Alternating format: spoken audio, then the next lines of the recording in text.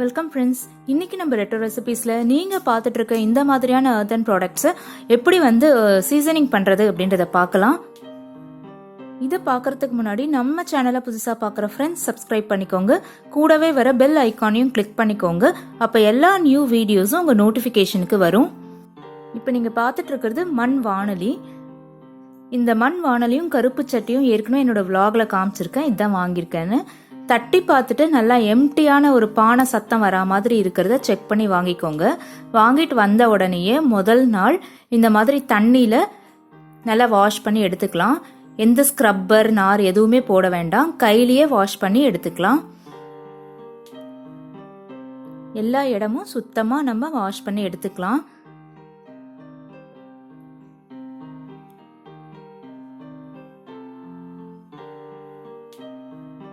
மண் பானையோ இல்லை இந்த மாதிரி வாணலி எதுவாக இருந்தாலும் இந்த மாதிரி தண்ணியை பிடிச்சி கீழே ஒரு தட்டு வச்சு அப்படியே வச்சிடலாம்.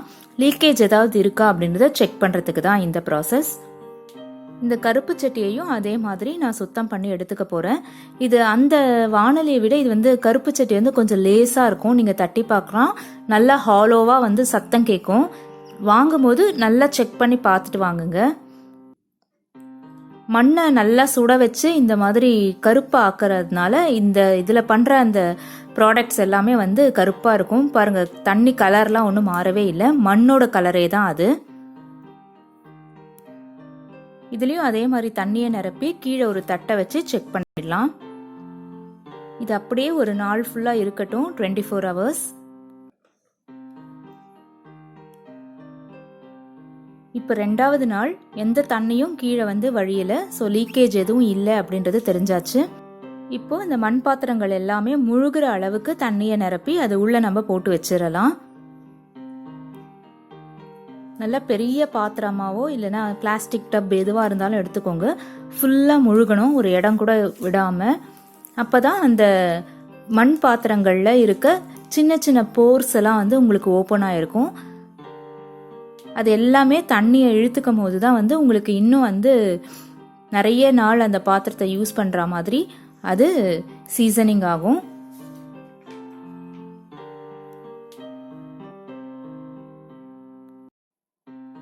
இது அப்படியே ஒரு நாள் நம்ம தண்ணியிலேயே முழுக வச்சு வச்சிருக்கலாம்.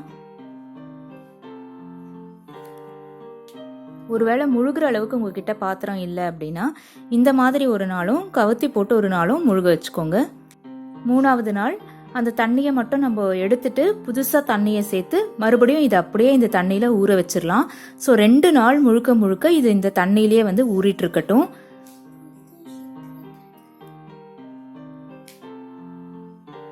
இப்ப 4வது நாள் தண்ணியிலேருந்து எடுத்து கொஞ்ச நேரம் அப்படியே காய வச்சுட்டு இப்போ நல்லா நான் தேங்காய் நார் போட்டு தேய்ச்சி எடுத்துக்க போகிறேன்.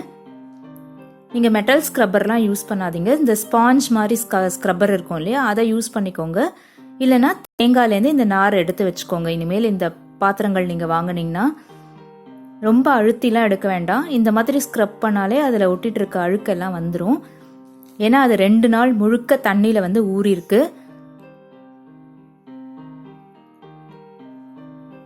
வளைவான இடத்துல மேலே கீழே ஒரு இடம் விடாம இந்த மாதிரி தேய்ச்சி கிளீன் பண்ணி எடுத்துக்கோங்க.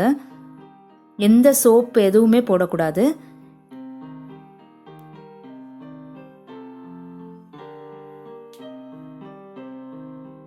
டென்டல் டிஷ் வாஷிங் சோப்பா இருந்தாலும் போடாதீங்க. ஏன்னா ஃபர்ஸ்ட் நீங்க என்ன போடுறீங்களோ அது போய் அந்த போர்ஸ்லாம் ஃபில் ஆயிடும். அப்புறம் அந்த வாசனையே வர ஆரம்பிக்கும். அப்படி கண்டிப்பாக உங்களுக்கு ஏதாவது போட்டு தான் க்ளீன் பண்ணணும் அப்படின்னா கடலை மாவு இல்லைனா அரிசி மாவு, கோதுமை மாவு அந்த மாதிரி போட்டுக்கோங்க.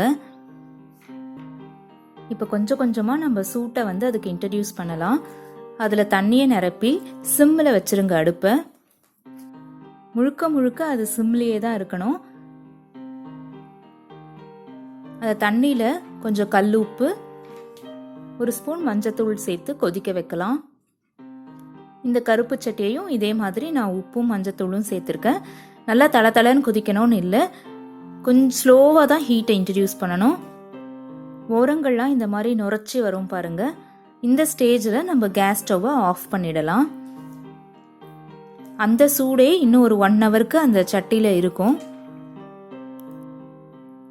இதையும் ஆஃப் பண்ணிடுறேன். அந்த தண்ணி வந்து நீங்கள் சிங்க்கெல்லாம் வாஷ் பண்ணுறதுக்கு யூஸ் பண்ணிக்கலாம். இது அப்படியே காற்றுல விட்டுருங்க, சூடு கொஞ்சம் கொஞ்சமாக குறையட்டும். உடனே பச்சை தண்ணியில் இதை வாஷ் பண்ணக்கூடாது. இப்போ அரிசி கழுவின தண்ணி எடுத்து வச்சுருக்கேன். உங்களுக்கு இவ்வளோ தண்ணி ஒரு நாளைக்கு கிடைக்காது அப்படின்னு சொன்னால் அந்த தண்ணியில் கொஞ்சம் அரிசியை போட்டு கொதிக்க வச்சு எடுத்துக்கோங்க. இது அப்படியே ஒரு 24 மணி நேரம் ஊறிட்டு இருக்கட்டும். நல்லா உள்ள முழுகிற அளவுக்கு ஊற வச்சிருங்க. இந்த ப்ராசஸ் ரொம்ப முக்கியம். 6வது நாளும் அந்த அரிசி தண்ணியை மாற்றிட்டு மறுபடியும் அதே மாதிரி ஊற வச்சிருங்க. 2லேருந்து 4 நாள் வரைக்கும் இதே ப்ராசஸை ரிப்பீட் பண்ணலாம். நான் வந்து 2 நாள் 48 மணி நேரம் இந்த மாதிரி அரிசி கஞ்சி இல்லைனா தண்ணி இதில் ஊற வச்சுருக்கேன். தண்ணி மாற்றாமல் இருந்தீங்கன்னா ஒரு ஸ்மெல் வர ஆரம்பிச்சிரும். இப்போவும் பாருங்கள், அந்த போர்ஸ் ஓப்பன் ஆகிறதுல அப்பப்போ சின்ன சின்னதாக வந்து பபிள்ஸ் வருது. நல்லா உத்து நோட்டீஸ் பண்ணிங்கன்னா தெரியும். 2 நாளைக்கு அப்புறம் அந்த தண்ணியெல்லாம் வடிச்சிட்டு 7வது நாள் இந்த மாதிரி எடுத்து நான் காய வச்சுருக்கேன்.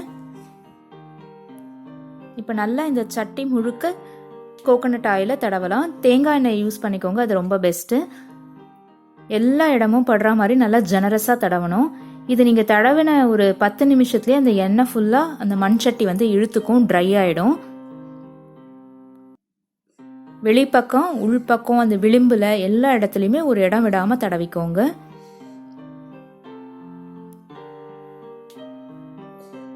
வெளிப்பக்கம் மாதிரி இப்போ உள்பக்கமும் நான் அப்ளை பண்ணிக்கிறேன். நல்லா ஜெனரஸாக தடவிக்கோங்க. ப்ரஷ் இல்லைனாலும் கையிலையும் தடவலாம், இல்லை ஒரு துணி வச்சும் வந்து நீங்கள் தடவலாம்.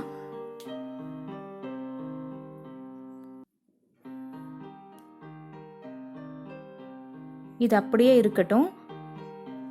ஃபுல்லாக தடவிருக்கேன் பாருங்கள். இப்போ பளபளன்னு இருக்குது. பின்பக்கம் பாருங்கள், நம்ம தடவினது வந்து நல்லா உள்ளே இழுத்துருக்கு. அந்த எண்ணெய் வந்து குறைஞ்சது உங்களுக்கு தெரியும் அப்படின்னு நினைக்கிறேன். இப்போ 2யுமே இதே மாதிரி தடவி வச்சாச்சு. எண்ணெய் குறைய குறைய நீங்கள் அடுத்த நாளும் இந்த ப்ராசஸை ரிப்பீட் பண்ணலாம். இப்போ முதல்ல அதில் குக் பண்ணுறதுக்கு 9வது நாள் நான் கடுகு, சீரகம், கடலைப்பருப்பு, உளுத்தம்பருப்பு எடுத்திருக்கேன்.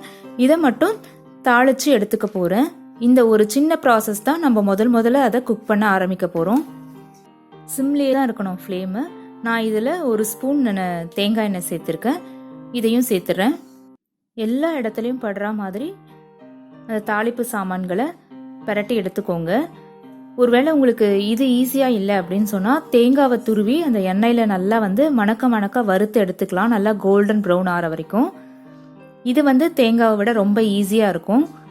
இந்த வாசனை தான் உங்களுக்கு இனி இந்த பாத்திரத்தில் சமையல் பண்ணுற எல்லா பொருட்களிலும் வரும். அதே தான் இந்த கருப்பு சட்டிலையும் எல்லா இடத்துலையும் அந்த எண்ணெயும் தாளிப்பு பொருட்களும் படுற மாதிரி பரட்டி எடுத்துக்கிறேன். இப்போ அடுப்பை ஆஃப் பண்ணிடுங்க. இது அப்படியே ஆறட்டும். அந்த தாளிச்சதை மட்டும் நம்ம வெளியே எடுத்துடலாம். அந்த எண்ணெயோடு அப்படியே அந்த சட்டி இருக்கட்டும். இதையுமே நீங்கள் 2 நாள் பண்ணலாம். எப்பவுமே சூடாக இருக்க மண் பாத்திரத்தை உடனே சில்லுன்னு தண்ணியில் வாஷ் பண்ணக்கூடாது. இதை நான் வாஷ் பண்ண போகிறதில்ல, அப்படியே எண்ணெயோடு வைக்க போகிறோம். இது எல்லாத்தையுமே உள்ளே அப்சர்வ் பண்ணிக்கும், அது இருக்கட்டும். சன்லைட் இருந்தால் அந்த இடத்துல வச்சுருங்க. இதில் எப்படி குக் பண்ணுறது, குக் பண்ண அப்புறம் எப்படி க்ளீன் பண்ணுறதுன்றது தனி அப்லோடாக போடுறேன். இப்போ ஜம்முன்னு நமக்கு இந்த கருப்பு சட்டையும் மண் வானலையும் ரெடி ஆயாச்சு குக் பண்ணுறதுக்கு. ஹெல்த்தியான குக்கிங் ப்ராக்டிஸ்க்கு நம்மளும் மாறிடலாம். இந்த மாதிரியான மண் பாத்திரங்கள் இல்லாமல் குக்வேர்ஸும் இப்போ அவைலபிளாக இருக்குது. இதை நான் எந்த இடத்துல வாங்கினேன் அப்படின்றத ஏற்கனவே ஒரு vlog-ஆ வந்து நான் ஷேர் பண்ணியிருக்கேன். அந்த வீடியோஸோட லிங்க்கும் நான் டிஸ்கிரிப்ஷன் பாக்ஸில் கொடுக்குறேன், வேணால் ரெஃபர் பண்ணிக்கோங்க. மண் பானை, சட்டி, செம்படம், வானலி, இப்போ குக்கர் எல்லாமே இருக்குது. நீங்கள் வாங்கும் போது முதல்ல சின்ன பாத்திரமாக வாங்கி ட்ரை பண்ணுங்கள். இந்த மண் சட்டியை பழக்கிற அப்லோடு உங்களுக்கு யூஸ்ஃபுல்லாக இருந்திருக்கும்னு நம்புகிறேன். இது பிடிச்சிருந்தா ஒரு லைக் கொடுங்க. உங்கள் ஃப்ரெண்ட்ஸுக்கும் ஃபேமிலிக்கும் மறக்காமல் ஷேர் பண்ணுங்கள். நம்மளோட சேனல் மைதிலிஸ் ரெட்ரோ ரெசிபீஸை சப்ஸ்கிரைப் பண்ணிக்கோங்க. கூடவே வர பெல் ஐக்கானையும் கிளிக் பண்ணிக்கோங்க. அதில் ஆல்ன்ற ஆப்ஷனை செலக்ட் பண்ணிங்கன்னா இந்த மாதிரியான வீடியோஸ் எல்லாமே உங்கள் நோட்டிஃபிகேஷனுக்கு உடனே வந்து சேரும். இதை பார்த்துட்டோ இல்லை இந்த மாதிரியான மண்சட்டியை பழக்கிட்டு நீங்கள் கண்டிப்பாக உங்களோட ஃபீட்பேக்கை ஷேர் பண்ணுங்கள்.